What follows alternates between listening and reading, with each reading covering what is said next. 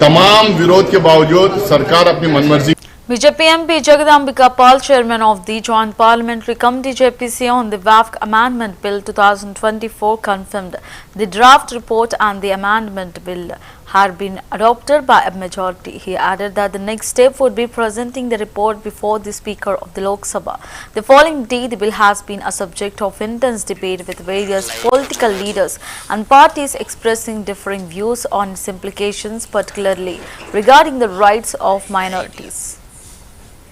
आज की बैठक में मैं सभी अपने जेपीसी मेंबर्स को धन्यवाद देता हूं कि जिस तरह से इस जॉइंट पार्लियामेंट्री कमेटी ऑन वक्फ जो स्पीकर साहब ने हमें मैंडेट दिया था, उसमें वाकई सभी ने पिछले 6 महीने से लगातार बैठकों में साथ दिया। बैठकों में डिटेल डेलिब्रेशंस हुआ, डिस्कशंस हुआ और डिस्कशंस के बाद आज फाइनली आज जो जेपीसी की ड्राफ्ट रिपोर्ट थी और जेपीसी का जो क्लॉज बाई क्लॉज जो हम लोगों ने 27 तारीख को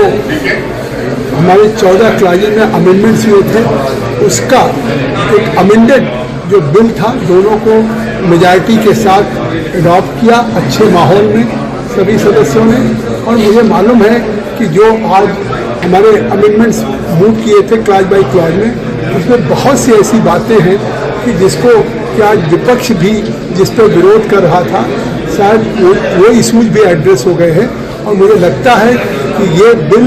आने वाले दिनों में जो एक मंशा है कि सरकार की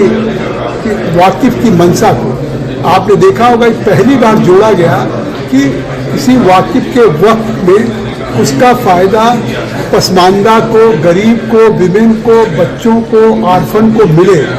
वाकिफ इंटेंस मतलब ये पहली बार हमने इस सेक्शन को जोड़ा है, तो जिसको कि हमारे अडॉप्ट किया गया है। अब आज अडॉप्ट होने के बाद कल हम इसको स्पीकर साहब को इस रिपोर्ट को हम प्रस्तुत करेंगे। तो सर इसमें मूल